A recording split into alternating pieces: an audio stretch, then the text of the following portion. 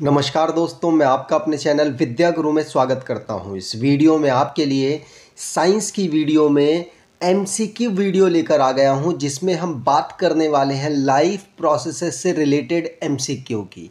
यहां पर मैंने ऑटोट्रोफ न्यूट्रिशन, हिट्रोट्रोफ न्यूट्रिशन, रेस्पिरेशन, जो एनिमल में ट्रांसपोर्टेशन होता है उसकी, प्लांट में जो ट्रांसपोर्टेशन है उसकी, और साथ साथ एक्सक्रीशन ह्यूमन और प्लांट दोनों को कवर किया है। इसकी मैं टॉपिक वाइज वीडियो बना चुका हूं, तो आप उनको देख लीजिएगा। अगर आपको कोई भी टॉपिक में कंफ्यूजन होती है, डिटेल में मैंने चर्चा की है। यहां पर सिर्फ और सिर्फ हम एमसीक्यू की बात करने वाले हैं, और जितनी इनफ इंफॉर्मेशन चाहिए होगी उतनी मैं आपको देता हुआ चलूंगा, जिससे कि आपको वो एमसीक्यू समझने में आसानी हो जाए। तो चलिए स्टार्ट करते हैं सबसे पहले क्वेश्चन से। तो पहला क्वेश्चन है, which of the following are energy food. तो इनमें से जो ये फूड के मटेरियल दिए हुए हैं, इनमें से कौन सा ऐसा फूड है जो एनर्जी के लिए यूज़ किया जाता है। मैंने आपको वीडियो जो टॉपिक वाइज कराई थी उसमें बताया था कि हम मेनली 3 एलिमेंट्स का यूज़ करते हैं, 3 पदार्थ का, 3 मैटर का यूज़ करते हैं, जिनको हम एनर्जी के रूप में यूज़ करते हैं। कौन कौन? तो मैंने बताया था प्रोटीन, कार्बोहाइड्रेट और फैट। जहां पर ये ऑप्शन हो उनको आप लगाकर आगे बढ़ सकते हैं। तो यहां पर आप देखोगे तो सिर्फ पहले ऑप्शन में कार्बोहाइड्रेट और फैट मिल गया, तो ये आंसर होगा। और अगले में बात करें तो प्रोटीन तो है, लेकिन मिनरल आपको एनर्जी नहीं देता, विटामिन्स आपको एनर्जी नहीं देते, ना मिनरल्स देते, तो ये भी ऑप्शन नहीं होगा। वाटर और रफेज, ये दोनों भी ऑप्शन में नहीं आंसर आएगा। तो आंसर हो जाएगा प्रोटीन, कार्बोहाइड्रेट और फैट। लेकिन यहाँ पर पहले ऑप्शन में कार्बोहाइड्रेट और फैट दिया हुआ है, जो आपको एनर्जी के रूप में आप इनका यूज़ करते हैं। तो यहाँ पर ऑप्शन ए ऑप्शन बिल्कुल सही होगा। चलिए आगे बात करें। अगला question, in which mode of nutrition an organism रीड्राइव its food from the body of another living organism without killing it. मतलब कहना क्वेश्चन ये चाह रहा है कि ऐसा कौन सा फूड का मोड है। आपको पता है फूड के मोड होते हैं, जैसे होलोजोइक, पैरासिटिक और सेप्रोफाइट। ये हिट्रोट्रोफिक न्यूट्रिशन का पार्ट है ना। तो उसमें पूछा जा रहा है कि ऐसा कौन सा मोड है जिसमें कोई भी ऑर्गेनिज्म दूसरे ऑर्गेनिज्म से खाना ले लेगा, मतलब न्यूट्रिशन ले लेगा, लेकिन उसको मारेगा नहीं। तो आंसर यहाँ पर हो जाएगा, उनको हम कहते हैं पैरासाइट्स। पैरासाइट्स एग्जाम्पल के तौर पर, जैसे आपकी बॉडी में बहुत सारे बैक्टीरिया, बहुत सारे अमीबा आपकी बॉडी में आ जाए और आपसे न्यूट्रिशन लेते रहें, आपको किल थोड़ी ना कर रहे हैं, सिर्फ आपकी बॉडी से न्यूट्रिशन का यूज़ कर रहे हैं, तो इसका मतलब वो क्या हो जाएंगे? पैरासाइटिक। क्या हो जाएंगे? पैरासाइटिक। सेप्रोफाइट्स कौन से होंगे?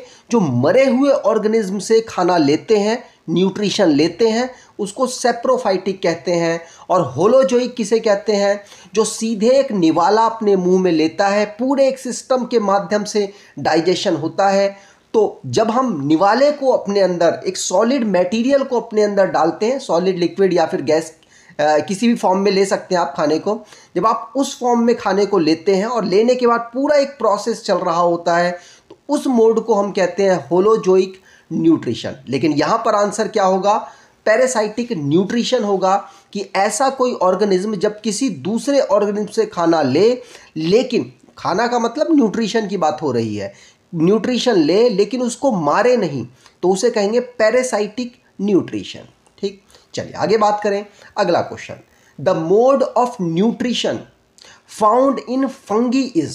तो फंगस आपको पता होना चाहिए, फंगस किस तरीके का खाने का मोड अप्लाई करता है। वैसे आपको बता दूं, 2 तरीके के खाने के मोड होते हैं। कौन कौन से? तो एक होता है ऑटोट्रोफिक, एक होता है हिट्रोट्रोफिक। ऑटोट्रोफिक वो होते हैं जो अपना खाना खुद से बना लेते हैं, हिट्रोट्रोफिक वो होते हैं जो अपना खाना ऑटोट्रोफ पर डिपेंड करते हैं। सिंपल सी बात है, डायरेक्ट या इनडायरेक्ट ऑटोट्रोफ पर डिपेंड करते हैं। अब हिट्रोट्रोफ को हमने कुछ कैटेगरीज में डाला है, जैसे होलोजोइक, जैसे सेप्रोफाइटिक, जैसे कि पैरासाइटिक। तो यहाँ पर आपसे पूछा जा रहा है कि ऐसे मोड का मतलब फंगस कौन से न्यूट्रिशन मोड को यूज करता है। लेकिन अगर यहाँ पर हेटेरोट्रोफिक होता तो हम उसको आंसर लगा देते, लेकिन हेटेरोट्रोफिक में भी ये किसको फॉलो करता है, तो आंसर होगा ये सेप्रोफाइटिक न्यूट्रिशन को फॉलो करता है। मतलब मरे हुए जीवों से, मरे हुए लिविंग ऑर्गेनिज्म से ये खाने को लेता है, न्यूट्रिशन को लेता है। तो फंगस सेप्रोफाइटिक न्यूट्रिशन को फॉलो करता है। तो यहाँ पर डी ऑप्शन बिल्कुल सही होगा। आगे बात करें, अगला question, roots of the plant absorb water from the soil through the process of. तो पौधे की जड़ें किस प्रक्रिया द्वारा मिट्टी से पानी का अवशोषण करती हैं। तो इनमें से कौन से प्रोसेस का यूज करती हैं। वैसे आपको बता दूं, जो हम पानी के अंदर मिट्टी है उसमें मिनरल्स होते हैं, उसमें वाटर होता है, उसमें और भी दूसरे मटेरियल्स होते हैं। तो क्या वो सभी को एब्जॉर्व करता है, तो आप कहोगे नहीं, सिर्फ और सिर्फ लिक्विड को वो एब्जॉर्व करता है। तो आपको पता होगा जब ट्रांसपोर्टेशन सिर्फ लिक्विड का होगा तो उसको हम कहते हैं ऑस्मोसिस। और आपने पढ़ा होगा डिफ्यूजन होता है, हाई कंसंट्रेशन ऑफ मॉलिक्यूल्स जब लो कंसंट्रेशन की तरफ मूव करें। इसमें कोई बैरियर नहीं है कि लिक्विड हो कि सॉलिड हो या गैस हो, कोई भी ट्रांसफ़र करे तो उसे हम कहेंगे डिफ्यूज़न। लेकिन ऑस्मोसिस क्या प्रोसेस होती है, इसमें वाटर का सिर्फ मूवमेंट होता है हाई कंसंट्रेशन से लो कंसंट्रेशन की तरफ, वाटर के हाई कंसंट्रेशन से वाटर के लो कंसंट्रेशन की तरफ जब मूवमेंट होता है तो उसको कहते हैं ऑस्मोसिस। अब आप कहोगे ये कंफ्यूज कर गए आप, मैं आपकी कंफ्यूजन दूर करता हूं अगर आपने किसी और तरीके से उसे पढ़ रखा है। जैसे मान लीजिए ये है आपके सॉल्यूशंस दो, मैंने इनको सेमी परमिएबल मेम्ब्रेन के थ्रू सेपरेट किया हुआ है। अब इस तरफ है क्या, मान लीजिए 5 लीटर पानी है और इस तरफ भी 5 लीटर पानी है, लेकिन यहाँ पर चीनी मिली हुई है 2 ग्राम, 200 मान लीजिए 2 ग्राम, और यहाँ पर चीनी मिली हुई है 200 ग्राम। तो आप देखिए, आप कहेंगे कि हाई कंसंट्रेशन इसका है, हाई कंसंट्रेशन इसका है, किसके फॉर्म में, शुगर के फॉर्म में। हाई कंसंट्रेशन किसका है, यहाँ पर ज़्यादा है शुगर के फॉर्म में। लेकिन अगर मैं उल्टा बोलूं, लिक्विड के फॉर्म में हाई कंसंट्रेशन बताइए, तो आप कहोगे एज कंपेयर टू लिक्विड, यहां पर लिक्विड की कंसंट्रेशन ज़्यादा है, लिक्विड की कंसंट्रेशन ज़्यादा है। तो मैंने लिक्विड की फॉर्म में बोला है, और आप यहां से समझ भी सकते हैं कि लिक्विड इस तरफ मूव करेगा। तो लिक्विड की फॉर्म में जहां पर लिक्विड ज़्यादा होगा as compare to solute, as compare to चीनी या फिर नमक, तो ट्रांसपोर्टेशन सिर्फ वाटर का किस तरफ होता है, जहां पर लिक्विड ज़्यादा होगा और दूसरी तरफ लिक्विड कम होगा, उसकी तरफ लिक्विड मूव करेगा। यही मैंने स्टेटमेंट बोली है, कंफ्यूज मत होइएगा। तो ऑस्मोसिस क्या प्रोसेस होती है, ऑस्मोसिस ऐसी प्रोसेस है जिसमें सिर्फ और सिर्फ लिक्विड का ट्रांसपोर्टेशन होता है, एक जगह से दूसरी जगह मूवमेंट होता है। तो वो किस में हो रहा होता है, हमारे जो रूट्स हैं वहाँ पर वाटर को जो एब्जॉर्ब करती हैं वो इसी मेथड से एब्जॉर्ब कर रही होती हैं। तो यहाँ पर सी ऑप्शन बिल्कुल सही होगा। ठीक, चलिए अगला क्वेश्चन है, the site of photosynthesis in the cell of a leaf is. तो पत्तियों की कोशिकाओं में प्रकाश संश्लेषण का स्थान कौन सा होता है। आपको पता होगा पत्तियों में प्रकाश संश्लेषण फोटोसिंथेसिस होता है। फोटोसिंथेसिस हुआ, वहाँ पर खाना बन जाता है। खाना बनने का मतलब कार्बन डाइऑक्साइड और पानी सनलाइट की प्रेजेंस में यहाँ पर रिएक्ट करते हैं और बना देते हैं क्या, C6H12O6, और इसको कहते हैं ग्लूकोज या फिर कार्बोहाइड्रेट कह सकते हैं। और यहाँ पर हमारा 6O2 बन जाता है, ऑक्सीजन। लेकिन ये होता कहाँ है, तो आपने सुना होगा क्लोरोफिल में होता है, लेकिन क्लोरोफिल है ही नहीं इनमें। क्लोरोफिल होता है क्लोरोप्लास्ट में। तो क्लोरोप्लास्ट आप आंसर लगाकर आगे बढ़ सकते हैं। मतलब फोटोसिंथेसिस की प्रोसेस कहाँ होती है, तो आप कहोगे क्लोरोप्लास्ट में ये होती है। तो ए ऑप्शन यहाँ पर बिल्कुल सही। अगला question, in amoeba food is digested in the. तो अमीबा में फूड कहाँ पर डाइजेस्ट होता है, तो आपको बता दूं अमीबा क्या करता है, होलोजोइक न्यूट्रिशन मोड को फॉलो करता है। होलोजोइक का मतलब खाने को सीधे कैप्चर करेगा और अपनी बॉडी में छोटे छोटे पार्ट्स में उसे डिवाइड करके उससे खाने को, उससे एनर्जी को एब्जॉर्व कर लेगा और वेस्ट को फिर बाहर छोड़ देगा। तो होलोजोइक मोड ऑफ न्यूट्रिशन को अमीबा फॉलो करता है। लेकिन यहाँ पर पूछा जा रहा है कि अमीबा में जो डाइजेशन होता है फूड का वो कहाँ पर होता है। तो आपको बता दूं वो होता है फूड वैक्यूल में। कहाँ पर अमीबा में जो भोजन पाचन होता है वो कहाँ होता है, फूड वैक्यूल में। ध्यान रखिएगा, कुछ आप देख सकते हैं, ये कुछ मेथड होता है जिसमें ये सूडो माउथ को डेवलप करता है। सूडो का मतलब नकली माउथ को डेवलप करता है और खाने को ले लेता है। उसके बाद फिर अपने अंदर कैप्चर करके छोटे छोटे फॉर्म में इसको तोड़ के बाद में जो अनडाइजेस्टेड फूड है उसको बाहर थ्रो कर देता है। तो ये फूड वैक्यूल में पूरा प्रोसेस हो रहा होता है। अपना एक खुद का ऐसा वैक्यूल ये डेवलप करता है, एक ऐसा एरिया डेवलप करता है जहाँ पर खाने को डाइजेस्ट किया जा सके। तो ध्यान रखेंगे, फूड वैक्यूल हम इसको कहते हैं, जो अमीबा में फूड डाइजेशन का काम करता है। अगला question, which of the following events in the mouth cavity will be affected it's salivary amylase is lacking in the saliva।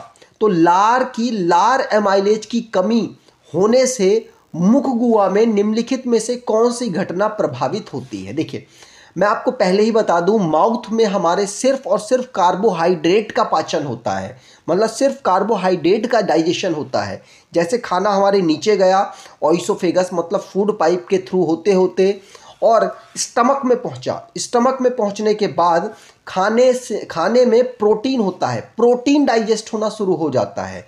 उसके बाद फिर नीचे स्मॉल इंटेस्टाइन में पहुंचेगा, वहां पे प्रोटीन, कार्बोहाइड्रेट और अभी तक फैट कहीं नहीं पचा, वहां से फैट पचना शुरू हो जाता है। सोचिए, अब ये कह रहा है कि मान लीजिए आपकी जो सलाइवा है, आपकी जो लार है, वो लार निकलनी बंद हो जाती है। तो सिंपल सी बात है, फैट में कुछ असर होगा नहीं, फैट पचता ही नहीं है, प्रोटीन यहाँ से पचना शुरू होता ही नहीं है, किस में फ़र्क पड़ेगा? तो आप कहोगे सिर्फ और सिर्फ कार्बोहाइड्रेट के डाइजेशन में फ़र्क पड़ेगा।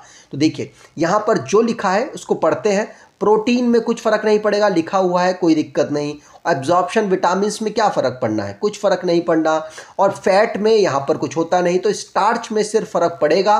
ध्यान रखिएगा, बहुत ही आसान है। अगर आप एक बार सही से कॉन्सेप्ट क्लियर कर लें तो टफेस्ट क्वेश्चंस को भी आप आराम से टैकल कर सकते हैं। इस बार जो एग्ज़ाम हो रहे हैं उनमें ऐसे ही कुछ घुमाकर क्वेश्चंस पूछे जा रहे हैं, उनके लिए आपको तैयार रहना है। और तैयार रहने के लिए पहले आपको थ्योरी सही से पढ़नी होगी, समझ कर पढ़नी होगी, उसके बाद आप एमसीक्यू को सॉल्व कर सकते हैं।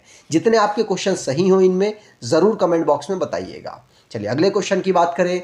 Which region of the alimentary canal, मतलब जो हमारे माउथ से लेकर एनस तक पूरा सिस्टम है, जिसको डाइजेस्टिव सिस्टम भी हम कहते हैं। तो alimentary canal absorbs the digested food. तो एलिमेंट्री कैनाल में जो हमारा पचा हुआ खाना है वो कहाँ पर अवशोषित होता है, कहाँ पर उस खाने को अवशोषित किया जाता है। तो आपको बता दूं वो सबसे ज़्यादा हमारे स्मॉल इंटेस्टाइन में होता है, और स्मॉल इंटेस्टाइन ही यहाँ पर बिल्कुल सही आंसर होगा। अगला question, the contraction and expansion movement of the wall of the food pipe is called. हमारा जो खाना है वो किस तरीके से मूव होता है। देखिए, अगर मैं यहाँ पर मैंने फिगर भी लाया हूँ तो आप देख सकते हैं, कुछ खाना है ये, मान लीजिए खाने जहाँ पर रहता है वो थोड़ा सा मोटी हो जाती है नली, फिर वो आगे मूव करेगा तो नली मोटी होती जाएगी, फिर धीरे धीरे मैं इसको हटाता हूँ, यहाँ पे देखिए मोटी हो गई और फिर यहाँ पे खाना चला गया।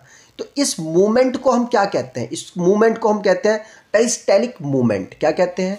पेरिस्टेलिक मूवमेंट। तो हमारा जो खाना है वो किस तरीके से हमारी आहार नाल या फिर फूड पाइप में मूव करता है, तो आंसर हो जाएगा पेरिस्टेलिक मूवमेंट। याद रखिएगा, पूछा जा सकता है।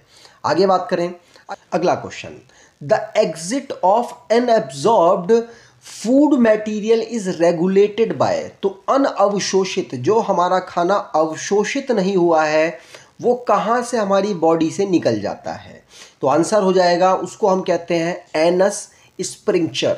तो एनस का एक पार्ट है जो हमारे लिए अनडाइजेस्टेड फूड को हमारी बॉडी से बाहर निकालता है। यहाँ पर आप देख सकते हैं फिगर में, जिससे आपको क्लियर हो पाए। ये हमारा माउथ कैविटी है, माउथ कैविटी के थ्रू हमारे पास फूड पाइप है, उसके बाद स्टमक आता है, स्मॉल इंटेस्टाइन, लार्ज इंटेस्टाइन, और लास्ट में हमारे पास एक पार्ट है एनस। तो एनस से खाना बाहर निकल जाता है जो अनडाइजेस्टेड होता है, हमारी बॉडी उसको डाइजेस्ट नहीं कर पाई, उस खाने को हम अपनी बॉडी से बाहर कहाँ से निकालते हैं, तो एनस से हम निकालते हैं। ठीक, चलिए अगला क्वेश्चन है, what are the product obtained by anaerobic respiration in plant. तो पौधे में अवायवीय दो प्रकार के रेस्पिरेशन होते हैं, एक एरोबिक रेस्पिरेशन और एक एनारोबिक रेस्पिरेशन। एरोबिक रेस्पिरेशन में ऑक्सीजन की ज़रूरत पड़ती है, एनारोबिक रेस्पिरेशन में ऑक्सीजन एब्सेंट होता है, मतलब ऑक्सीजन की एब्सेंस में हमारा रेस्पिरेशन हो रहा होता है। तो यहाँ पर यही पूछा जा रहा है कि एनारोबिक रेस्पिरेशन जब प्लांट में होता है तो उस टाइम पर क्या प्रोडक्ट बनते हैं। देखिए, तो प्लांट की बात की जा रही है, लेकिन अगर ह्यूमन की बात करते तो आगे क्वेश्चन है, मैं आपको बताऊंगा।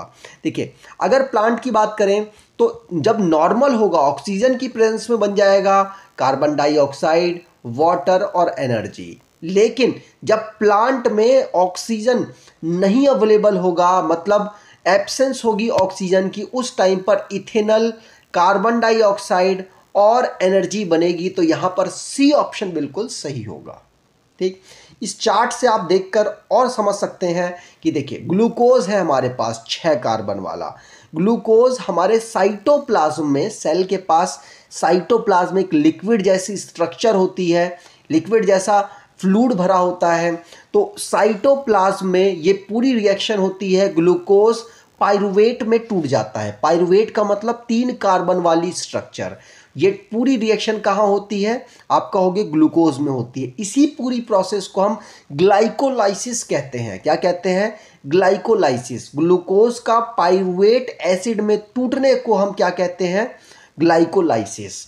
उसमें थोड़ी एनर्जी बन जाती है। उसके बाद आप देख पा रहे हैं, अगर एब्सेंट होगा, ऑक्सीजन एब्सेंस होगा तो इथेनॉल बन जाएगा, 2 कार्बन वाली स्ट्रक्चर, कार्बन डाइऑक्साइड और एनर्जी बन जाएगी। लेकिन अगर प्रेजेंस होगी ऑक्सीजन की तो ये रिएक्शन कहाँ होती है, माइटोकॉन्ड्रिया में। हमारी सेल के पास सेल की जो पावर हाउस हम उसको कहते हैं, वहाँ पर ये पूरी रिएक्शन होती है आगे की, और यहाँ पर सबसे ज़्यादा एनर्जी बनती है। तो यहाँ पर जो पाइरुवेट एसिड है ये बनता है कार्बन डाइऑक्साइड, पानी और एनर्जी में टूट जाता है।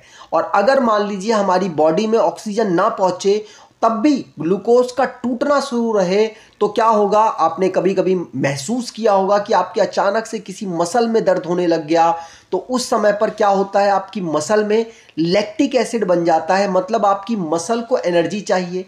अब एनर्जी चाहिए तो वो क्या करेगा, वो जबरदस्ती उस ग्लूकोज को तोड़ देगा। ग्लूकोज का मतलब पाइरुवेट एसिड को तोड़ देगा। पाइरुवेट एसिड को जब तोड़ेगा तो आपको बता दूं, वहां पर एनर्जी तो मिल जाएगी, लेकिन लैक्टिक एसिड बन जाएगा जो कि आपको दर्द दे जाएगा। तो ध्यान रखिएगा, 3 कार्बन की एक स्ट्रक्चर बनती है जिसको लैक्टिक एसिड कहते हैं, साथ साथ आपको कुछ उस समय के लिए एनर्जी मिल जाती है। तो इसीलिए ये दोनों रिएक्शंस हमारी बॉडी में होती हैं, और ये कहाँ होती है, तो ये हमारे प्लांट में होती है। यहाँ पे लिखा भी हुआ है ईस्ट में ये रिएक्शन होती है। ठीक, अगला क्वेश्चन है, the breakdown of pyruvate to give carbon dioxide, water and energy.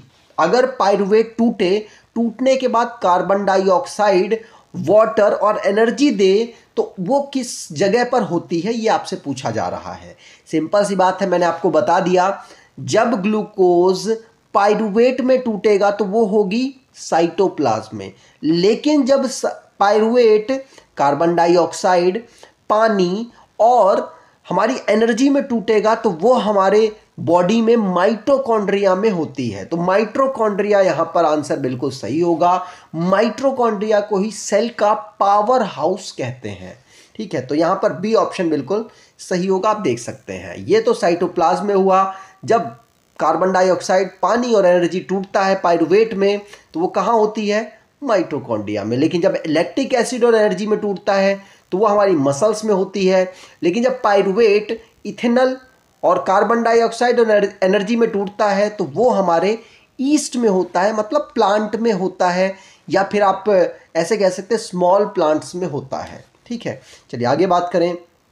अगला question, glycolysis process occur in which part of the cell. Glycolysis वो प्रोसेस है जिसमें ग्लूकोज का ब्रेकडाउन होता है पाइरुवेट में, मतलब 6 कार्बन वाला ग्लूकोज 3 कार्बन वाले पाइरुवेट में टूटता है। अब ये मैंने आपको बता दिया ये कहाँ पे होता है, तो आप कहोगे साइटोप्लाज्म में। अब साइटोप्लाज्म आप आंसर लगाएंगे और बढ़ जाएंगे आगे, कोई कंफ्यूजन ही नहीं होनी चाहिए। आप यहाँ पर देख भी सकते हैं, ये है ग्लूकोज पाइरुवेट में टूट कहाँ पे रहा है, तो आप कहोगे साइटोप्लाज्म में टूट रहा है, कंफ्यूजन नहीं होनी चाहिए। आगे बात करेंगे। अगला question, name the substance whose build up in muscle during vigorous physical exercise. बहुत ज़्यादा आपने एक्सरसाइज कर ली और एक्सरसाइज करने के बाद क्या होता है कि आपकी मसल में ऑक्सीजन नहीं पहुंच पा रही। जब ऑक्सीजन नहीं पहुंच पाएगी तब भी आपको एनर्जी चाहिए, तो आप क्या करेंगे, आपकी मसल कहेगी भाई एनर्जी तो मुझे चाहिए। अब पाइरुवेट को वो तोड़ किस में देगा, लैक्टिक एसिड में तोड़ देगा, साथ साथ एनर्जी भी बन जाती है। तो लैक्टिक एसिड और एनर्जी दोनों बन जाती हैं। तो एनर्जी का तो आप उस समय पे यूज़ कर लेते हैं, लेकिन थोड़ी देर बाद आपको हाथ नहीं हिलता। ज़्यादा एक्सरसाइज करने के बाद अगर आप हाथ से या पैर से कहीं से भी कर रहे हैं तो आपको वहाँ दर्द होने लग जाता है। रीज़न क्या है कि वहाँ पर लैक्टिक एसिड जमा हो गया है, जो थोड़ी देर बाद आप आराम करेंगे तो सही भी हो जाएगा, क्योंकि वहाँ ऑक्सीजन पहुँच जाएगी, बाद में वो उसे न्यूट्रलाइज कर देगा। लेकिन ज़्यादा अगर आपने बना लिया तो आपको काफ़ी टाइम भी लग सकता है उसको सही होने में। मैं कहना ये चाह रहा हूँ कि इसमें जब ये बहुत ज़्यादा एक्सरसाइज करने के बाद आपकी मसल में दर्द होने लग जाता है तो लैक्टिक एसिड की वजह से होता है। और ये पूछ रहा है कि वो पाइरुवेट किस में टूट रहा है, तो आंसर होगा वो लैक्टिक एसिड और एनर्जी में टूटता है, जिसकी वजह से आपको एनर्जी तो मिल जाती है, लैक्टिक एसिड आपको दर्द दे देता है।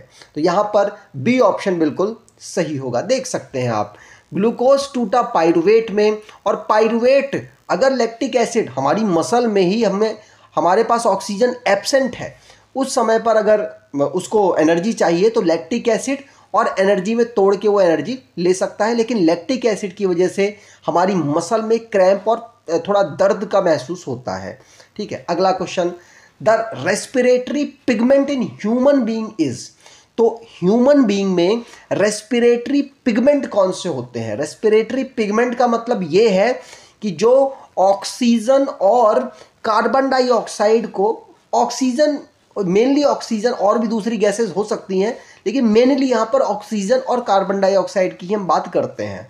तो कार्बन डाइऑक्साइड और ऑक्सीजन को एक जगह से दूसरी जगह ट्रांसपोर्ट करे, तो आप कहोगे वो होता है हमारा आरबीसी। लेकिन यहाँ पर पिगमेंट की बात की गई है। पिगमेंट का मतलब ये है कि जो ट्रांसपोर्ट कर रहा हो लेकिन वो लिक्विड फॉर्म में हो और साथ साथ उसके कुछ कलर भी अवेलेबल हों। तो सिंपल सी बात है, यहाँ पर आरबीसी तो है भी नहीं ऑप्शन में, तो आप हीमोग्लोबिन से भी आप जानते हैं कि आप आरबीसी के माध्यम से भी ऑक्सीजन को एक जगह से दूसरी जगह ट्रांसपोर्ट करते हैं। लेकिन आप हीमोग्लोबिन का भी यूज़ करते हैं, और हीमोग्लोबिन आपको पता है ये कारण बनता है ब्लड के रेड होने का, तो ये एक पिगमेंट की तरीके से भी काम करता है। तो सी ऑप्शन यहाँ पर बिल्कुल सही होगा, ध्यान रखेंगे। अगला question, which plant tissue transports water and mineral from the root to the leaf. तो हमारे रूट से लीफ तक वाटर और मिनरल्स का ट्रांसपोर्टेशन किस पार्ट के माध्यम से होता है। आंसर हो जाएगा हमारे वाटर का ट्रांसपोर्टेशन प्लांट में जाइलम के द्वारा होता है। जाइलम के पता है आपको 4 पार्ट होते हैं, चारों पार्ट मदद करते, मतलब 4 टाइप की सेल से ये बना होता है, जिसको जाइलम, फ्लोएम, जाइलम फाइबर और वेसल्स ट्रैकी कहते हैं। 4 प्रकार की सेल से जाइलम बना होता है, जो कि वाटर का ट्रांसपोर्टेशन रूट से लीफ तक करता है। तो यहाँ पर ए ऑप्शन बिल्कुल सही होगा। फ्लोएम भी आपकी एनसीईआरटी में 4 लिखे हुए हैं पार्ट, लेकिन कई जगह आपको 5 पार्ट भी मिल जाएंगे। ठीक है, तो ये 5 पार्ट से बना होता है, जो कि 5 पार्ट या 4 पार्ट, कंफ्यूज मत होइएगा प्लीज़, कई जगह 4 कई जगह 5 सेल्स लिखी हुई हैं जिनसे ये बना होता है। तो फ्लोएम का काम क्या होता है?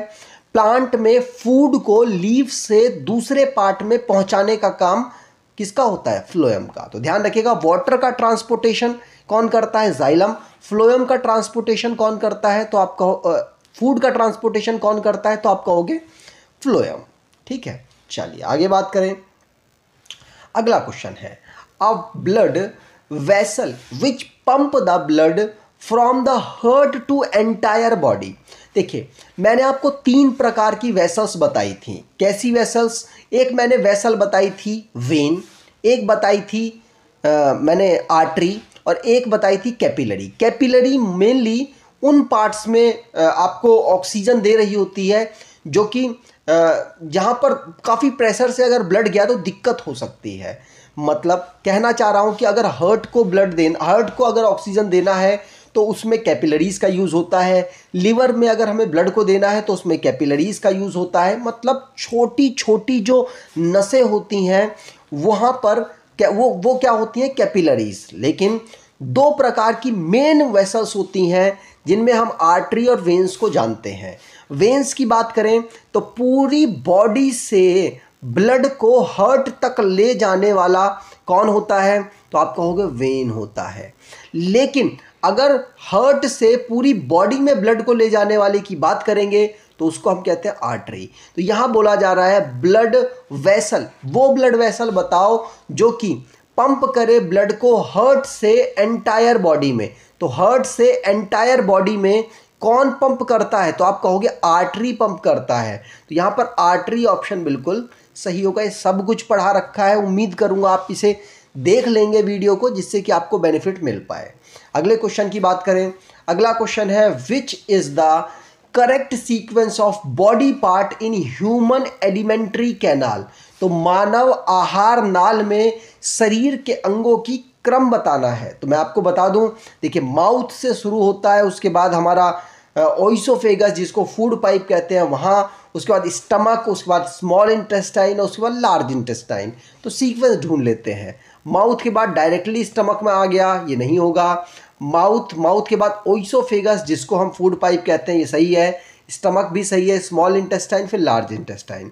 तो बी ऑप्शन यहाँ पर बिल्कुल सही हो रहा है। ठीक है, तो यहाँ पर बी ऑप्शन बिल्कुल सही होगा। आप यहाँ पर चेक कर सकते हैं, ये हमारा माउथ है, उसके बाद ओइसोफेगस, यहाँ पर ओ साइलेंट रखा जाता है। तो ओइसोफेगस या ईसोफेगस हम इसको कहते हैं। ध्यान रखिएगा, PSE होती है पूरा इसकी स्पेलिंग, लेकिन यहाँ पर कुछ मिस है। और इसके बाद स्टमक के बाद हमारे पास स्मॉल इंटेस्टाइन आ गया, स्मॉल इंटेस्टाइन के बाद लार्ज इंटेस्टाइन आता है। तो ये पूरा एक एलिमेंट्री कैनाल है जिसका पूरा सिस्टम मैं आपको बता चुका हूँ। वीडियो अगर आपको ये अच्छी लगी हो, इन्फॉर्मेटिव लगी हो, तो आपसे अनुरोध करूँगा वीडियो को लाइक कर दीजिएगा, चैनल को सब्सक्राइब कर लीजिएगा और एटलीस्ट अपने कुछ दोस्तों तक वीडियो को शेयर ज़रूर कीजिएगा। धन्यवाद।